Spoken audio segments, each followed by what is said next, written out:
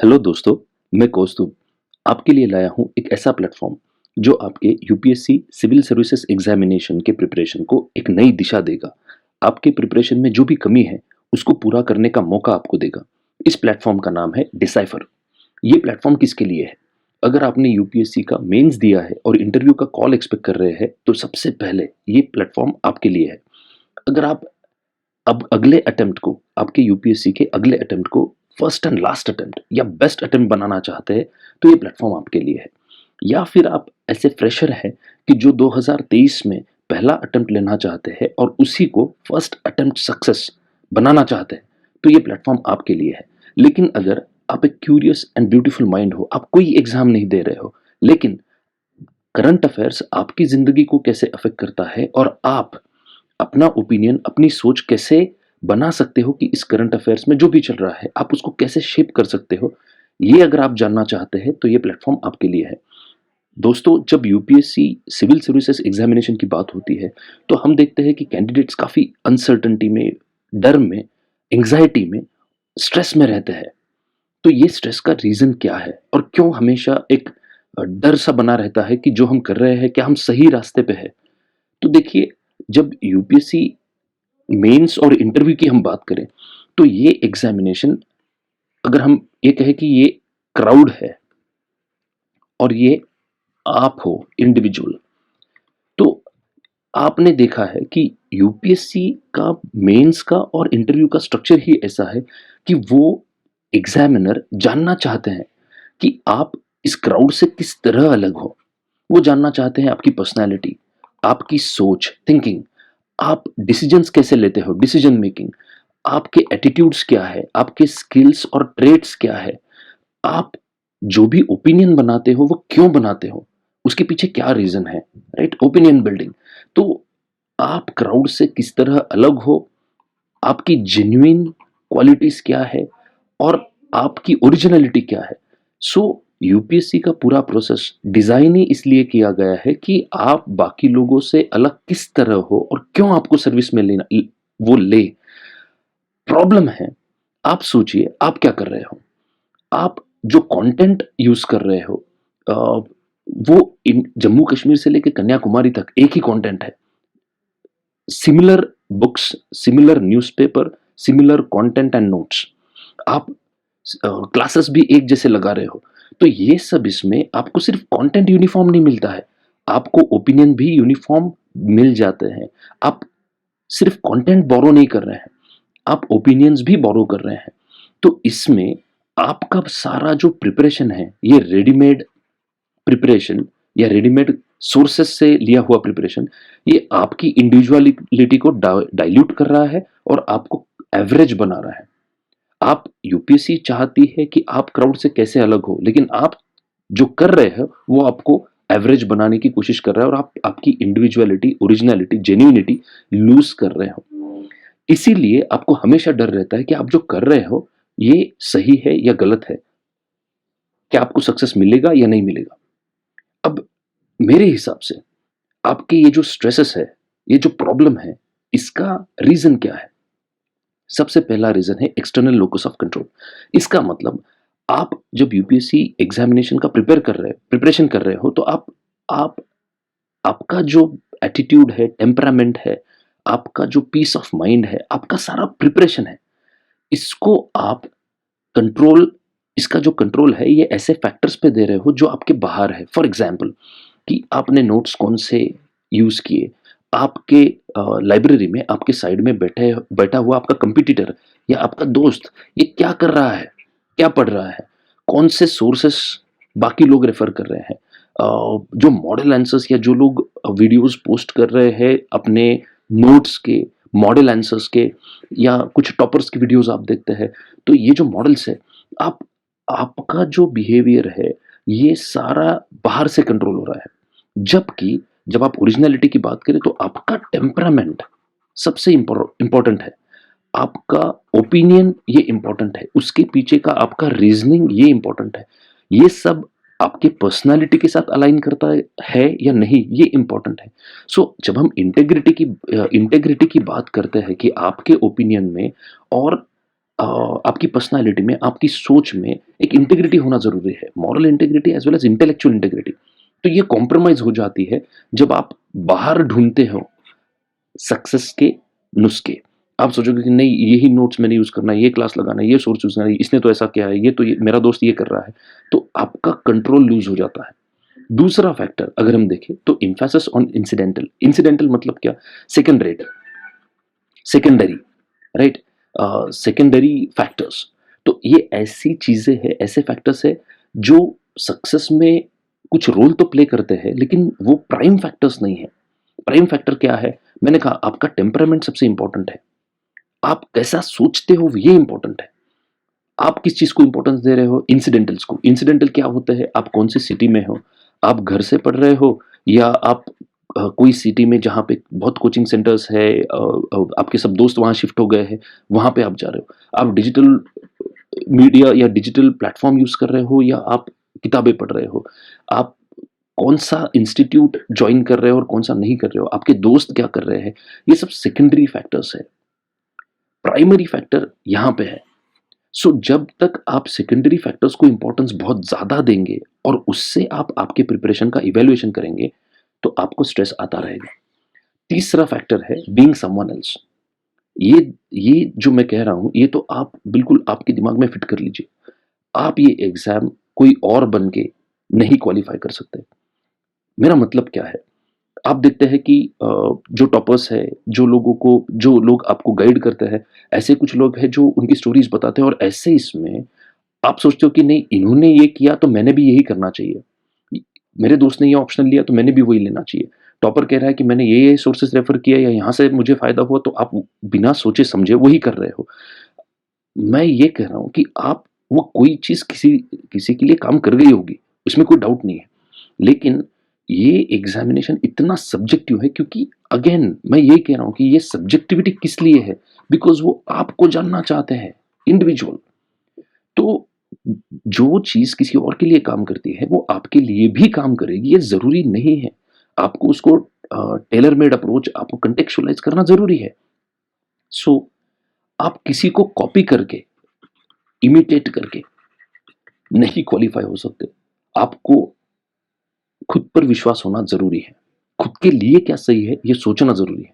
सो originality की मैं बार-बार बात कर रहा हूँ। इसके अलावा और भी कुछ फैक्टर्स होते हैं। Believing in models, neglecting the chaos of reality. मतलब हम सोचते हैं कि आप सोचिए आप क्या करते हो? मेंस का एग्ज़ाम है, मेंस का प्रिपरेशन है तो आप सोचते हो कि नहीं मॉडल आंसर चाहिए। हमेशा आप सोचते हो मुझे राइट आंसर क्या है? राइट ओपिनियन क्या है? क्या मॉडल आंसर है? लेकिन आपने आप में से कुछ लोगों ने एक्सपीरियंस भी किया होगा और बाकी लोग ये समझें कि आप कितना भी सही आंसर, सही ओपिनियन या मॉडल्स के पीछे जाएँ, एग्ज़ाम में वही होता है जो होना है। मतलब आप जिस तरह जो जो एक कन्फ्यूज़न, chaos आपके दिमाग में रहता है, अगर वो क्लियर नहीं है, कंसेप्चुअल क्लैरिटी नहीं है, आपके पास कोई फ्रेमवर्क नहीं है, तो आप उसी तरह एक जम्बल्ड अप खिचड़ी आंसर लिखोगे, ना कि आप कोई मॉडल जो आपने प्रिपेयर किया था या आपने कॉपी किया था, वो मॉडल वहाँ पे उतरेगा। क्योंकि सवाल ही कॉन्टेक्स्चुअल है, ट्विस्टेड है, अप्लाइड है। तो यहाँ पे रीज़न्स है, जो रेडीमेड कंटेंट की मैं बात कर रहा था, ये जो कंटेंट होता है, ये कंटेंट आपको इश्यूज़ को ब्लैक एंड व्हाइट में देखने को मजबूर करता है, कि ये सही, ये गलत। क्योंकि आप अब हिजाब का इश्यू लीजिए, न्यूज़पेपर में जो आर्टिकल आता है, वो आर्टिकल आपका ओपिनियन नहीं है। कोई एक्सपर्ट सपोर्ट कर रहा है या कोई एक्सपर्ट उसको अपोज़ कर रहा है, तो आप क्या फ़ॉलो करोगे? तो जब तक आप कॉन्टेक्स्चुअलाइज़ नहीं करते, खुद नहीं सोचते, तब तक ओपिनियंस हमेशा ब्लैक एंड व्हाइट में लगेंगे, जबकि इश्यूज़ ब्लैक एंड व्हाइट नहीं होते। Searching for the right answer, there is no right answer. आप सोचिए कि अब हिजाब का इश्यू लीजिए, 370 का इश्यू लीजिए, कोरोना में लॉकडाउन करना चाहिए था कि नहीं करना चाहिए था, इसका इश्यू लीजिए। क्या technology direct benefit transfer social schemes के लिए, पीडीएस जैसी स्कीम के लिए यूज़ करना कि नहीं करना चाहिए? You will have very different evidences from different parts of the country. Uniform answer एक सही आंसर नहीं होता है और काफ़ी चीज़ों पे ऐसा होगा कि आपको क्या लगता है, तो ये आप कहाँ हैं? आपके आंसर्स में से अगर ये आप ही गायब है, तो आपके आंसर्स को मार्क्स नहीं मिल आपको आप सोचिए आप मेंस में लिखेंगे तो उसको अच्छे से जस्टिफाई नहीं कर पाएँगे। इंटरव्यू में आप अगर बोलोगे कॉपीड आंसर्स या जो बोरोड विजडम है, क्रॉस क्वेश्चनिंग पे आप उसको स्टैंड नहीं कर पाओगे, आप स्ट्रेस में जाओगे, बैकआउट करने की कोशिश करोगे और फिर मार्क्स चले जाएंगे। तो ये कन्विक्शन, कॉन्फिडेंस कहाँ से आता है? अ, तीसरा प्रॉब्लम होता है कि focusing on product and not the process. So हम जब राइट आंसर की बात करते हैं तो हम प्रोडक्ट की बात कर रहे हैं। क्या सही ओपिनियन है, क्या अच्छा लगेगा एग्जामिनर को, एग्जामिनर को क्या अच्छा लगेगा, इसका ये सवाल ही नहीं है। आप क्या हो, फोकस ऑन द प्रोसेस। आपको भले ही लगता होगा कि ठीक है अभी यूनिफॉर्म है तो हिजाब नहीं पहनना चाहिए, ये आपका ओपिनियन हो सकता है, या अपोजिट भी हो सकता है कि नहीं, it is under fundamental rights, you believe कि वो फ्रीडम देना चाहिए। ये see, it can be anything, but उसका रीजन क्या है, आप क्या हो, आप क्या सोचते हो? क्या आप कह रहे हो कि नहीं फंडामेंटल राइट्स 25-28 प्राइमेसी है, या आप कह रहे हो कि नहीं यूनिफॉर्म का बेसिक फंक्शन ही ये है कि वहां पे इक्वालिटी हो और डिस्क्रिमिनेशन ना हो?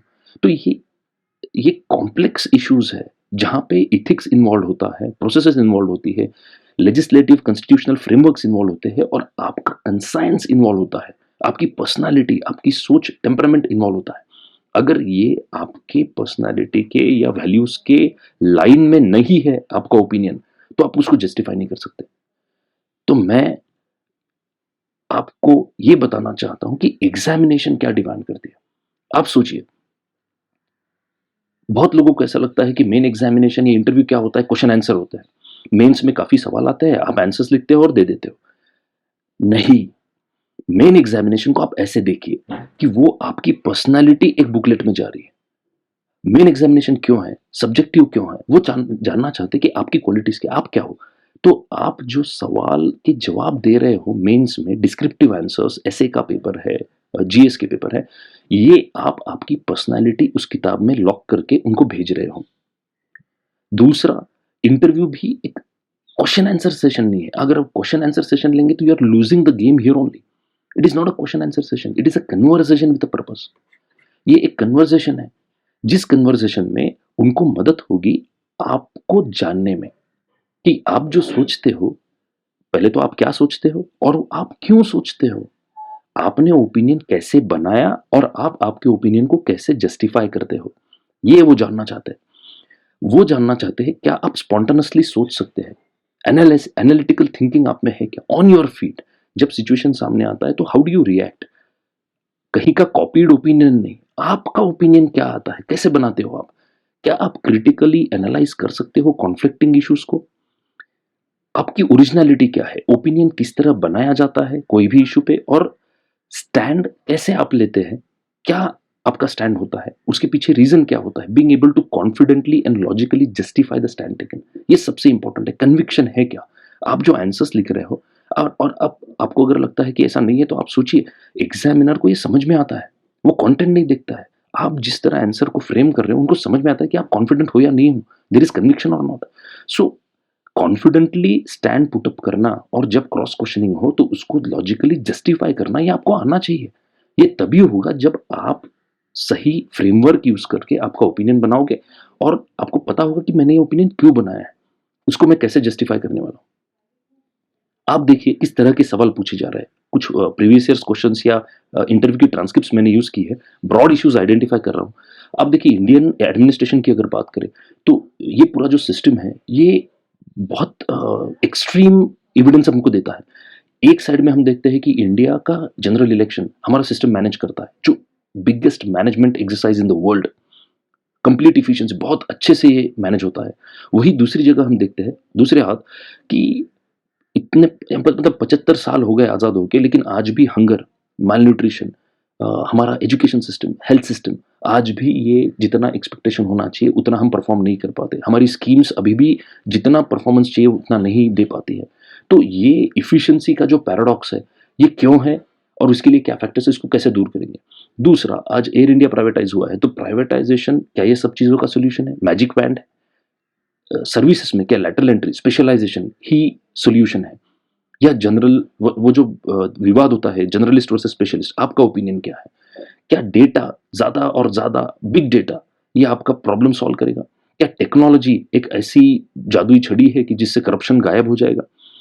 सेक्टर्स की अगर बात करें तो हेल्थ की बात कर सकते हैं कि हमारा पब्लिक हेल्थ इंफ्रास्ट्रक्चर क्यों इस तरह टूटे कंडीशन में है, क्यों हमारा एजुकेशन, असर की रिपोर्ट्स बार बार दिखाते हैं कि नई स्कूल एजुकेशन में इफिशिएंट टीचिंग होता, तो फिर डिजिटल का कैसा डिसरप्शन आएगा, क्या डिजिटल एजुकेशन होना चाहिए इंडिया में जबकि एजुकेशन का स्टेट ही इतना गिरा हुआ है। और बाकी अगर आप देखेंगे तो डिजिटल डिवाइड भी है, पॉवर्टी है, power sector, infrastructure sector, banking sector, तो ऐसे काफ़ी सेक्टर्स के बारे में हम बात कर सकते हैं। और इस पे आपका अंडरस्टैंडिंग, आपकी कॉन्सेप्ट्स कितनी क्लियर है। रिफॉर्म्स की अगर बात करें तो हमेशा ऐसा कहा जाता है कि to strike when the iron is hot. 1991 में क्राइसिस हुआ और हमने रिफॉर्म्स किए। क्या ये सही तरीका है रिफॉर्म करने का? क्या ऐसे रिफॉर्म काम आते हैं या उसके लिए और कुछ लगता है? What is the meaning of pipeline, right? Policy pipeline क्या होता है? किस तरह रिफॉर्म्स किए जाने चाहिए? और अगर रिफॉर्म्स अच्छे हैं तो क्या वो हमेशा सक्सेसफुल होते हैं? वैसा होता तो फार्म बिल्स क्यों पीछे जाते? जब वो फार्मर्स के लिए अच्छे थे तो क्यों पीछे लेने पड़े? तो ये जो सवाल आपके करंट अफेयर्स में चल रहे हैं, इसके जवाब तो हमको क्या चाहिए?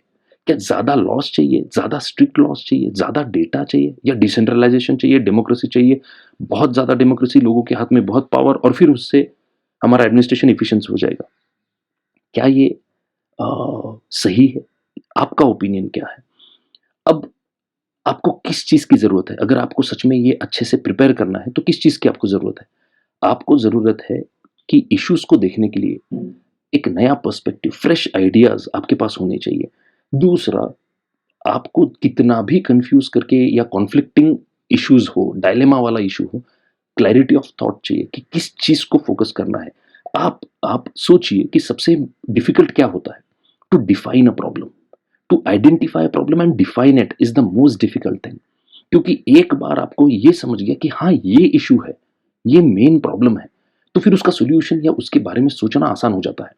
लेकिन हमारा प्रॉब्लम ये है कि इतना कन्फ्यूजन होता है, जिस तरह अब हिजाब का इश्यू चल रहा है, तो इतना कन्फ्यूजन है कि मेन इश्यू क्या है, वही खो जाता है।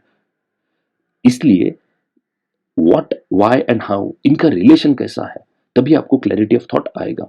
नेक्स्ट, आपको फ्रेमवर्क्स की ज़रूरत है। ऐसे फ्रेमवर्क्स जिनका आपको नॉलेज भी होना चाहिए और वो जो अप्लाई भी करते आने चाहिए। जैसे फॉर एग्जांपल हम गेम थ्योरी का बात कर रहे थे रशिया के, सो गेम थ्योरी है, जियोपॉलिटिक्स है। ये सिर्फ इंटरनेशनल रिलेशंस या कॉन्फ्लिक्ट्स की बात नहीं है। आप स्कीम्स की बात करो, रिफॉर्म्स की बात करो, bureaucracy, politics, politicians, government schemes, government ministries, budget, इनकी बात करो। हर जगह फ्रेमवर्क्स अगर आपके पास है तो आपको सिचुएशन को एनालाइज करना और अपना ओपिनियन बनाना आसान हो जाता है। आपके लिए ये जो प्रॉब्लम है मेन कि क्या मैं सही सोच रहा हूँ, तो ये फ्रेमवर्क्स आपको मदद करते हैं ये कॉन्फिडेंस लाने में कि हाँ, ये मुझे पता है कि ये चीज़ें किस तरह काम करती है, इसलिए इस इश्यू पे मेरा ओपिनियन ऐसा है।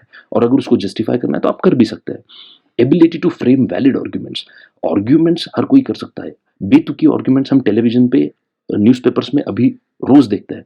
लेकिन जब कोई इश्यू पे ओपिनियन बनाना होता है और उसको जस्टिफाई करना होता है तो आपको वैलिड आर्ग्यूमेंट्स बनाते आने चाहिए। अब वैलिड आर्ग्यूमेंट्स क्या हो सकती है, क्या कौन सी आर्ग्यूमेंट्स इनवैलिड होती है या बैड आर्ग्यूमेंट्स होती है, ये हमको जब तक समझ में नहीं आएगा तब तक हम हमारी गलती बार बार करते रहेंगे। और लास्टली, आपने जो भी ओपिनियन बनाया है, तो क्या आप आर्टिकुलेट है, असर्टिव है कि उसको अच्छे से फ्रेम करें या प्रेजेंट करें कि आप एग्जामिनर को कन्विंस कर पाओ। तो ये ओपिनियन को किस तरह फ्रेम करना चाहिए, किस तरह उसको प्रेजेंट करना चाहिए, असर्टिवनेस कहाँ से आता है, कौन से पॉइंट पे ज़्यादा फोकस करना चाहिए, कौन सा आर्ग्यूमेंट, अगर ये पॉइंट इसी पॉइंट से रिलेटेड है कि अगर आपका आर्ग्यूमेंट अच्छा है तो आप कन्विंस कर पाएंगे।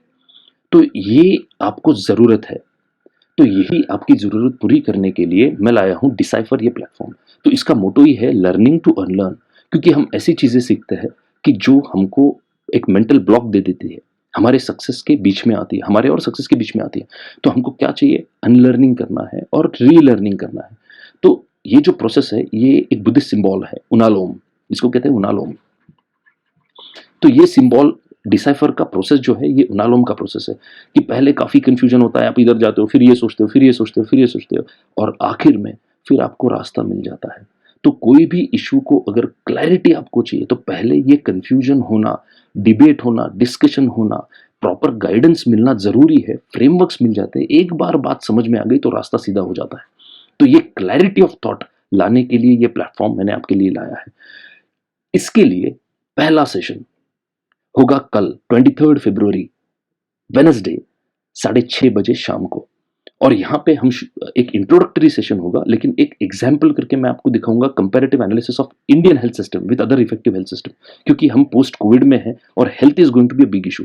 तो इस तरह हम करंट इश्यूज भी लेंगे, ब्रॉड इश्यूज भी लेंगे, जैसे हेल्थ और एजुकेशन है, ब्यूरोक्रेसी है, पॉलिटिक्स है, सिस्टम है, एडमिनिस्ट्रेशन है, रिफॉर्म्स है। तो ऐसे बड़े इकोनॉमी है इंडिया की, तो ऐसे बड़े इश्यूज भी लेंगे और करंट इश्यूज भी लेंगे, जैसे हिजाब की कंट्रोवर्सी है, यूक्रेन का इशू है, छोटे छोटे इश्यूज भी लेंगे और ये सब हम डिस्कस करेंगे कुछ फ्रेमवर्क्स के दायरे में। अब ये बैच में क्या क्या है, सबसे पहले आप, मैं जानता हूं कि आपके सर पे सबसे पहले प्रीलिम्स मंडरा रही है अभी, कि जून में आपका प्रीलिम्स का एग्जाम है।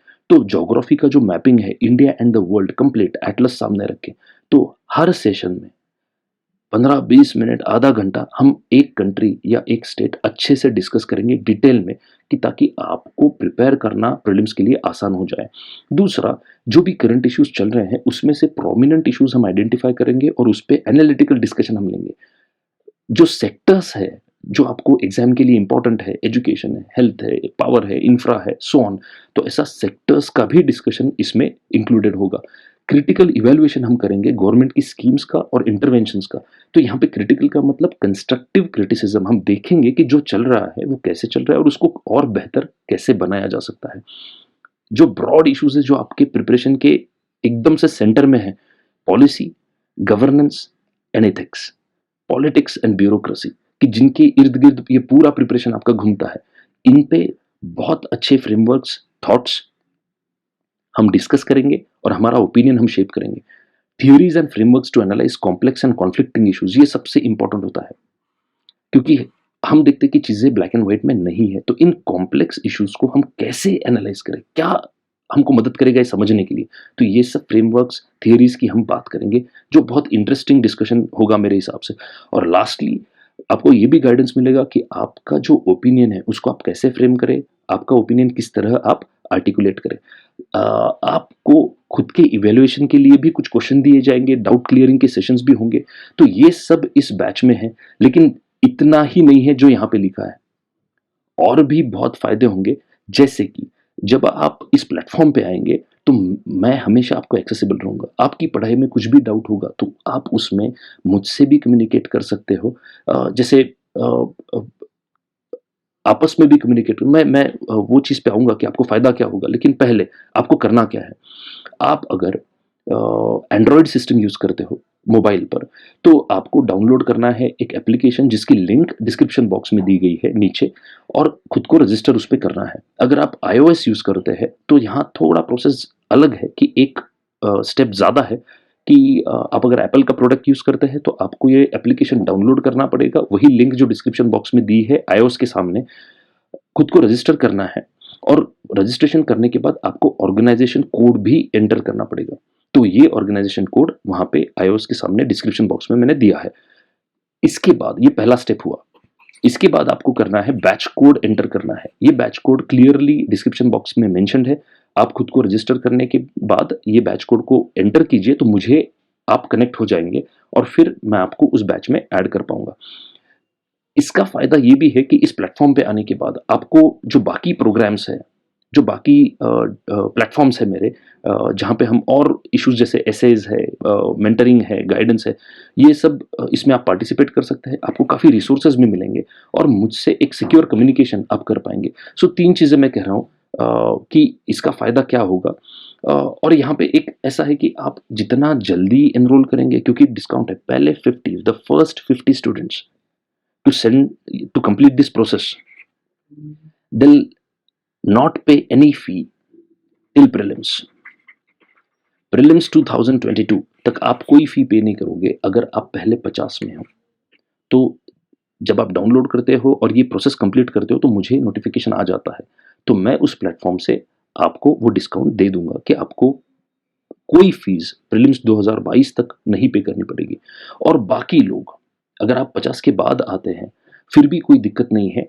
आपकी फ़ीस मैंने इतनी ही अफ़ोर्डेबल रखी है कि आप जितना स्पेंड करते, अगर आप मुझे महीने में एक बार एक कॉफ़ी पिला देते, अच्छी वाली, राइट?